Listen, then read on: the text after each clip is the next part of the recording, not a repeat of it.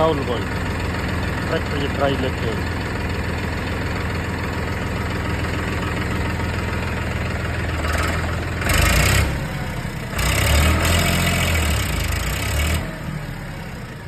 अरे बच्चा है ऐसे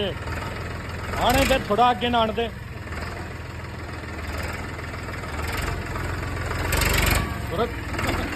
बड़ा होगा मेरी है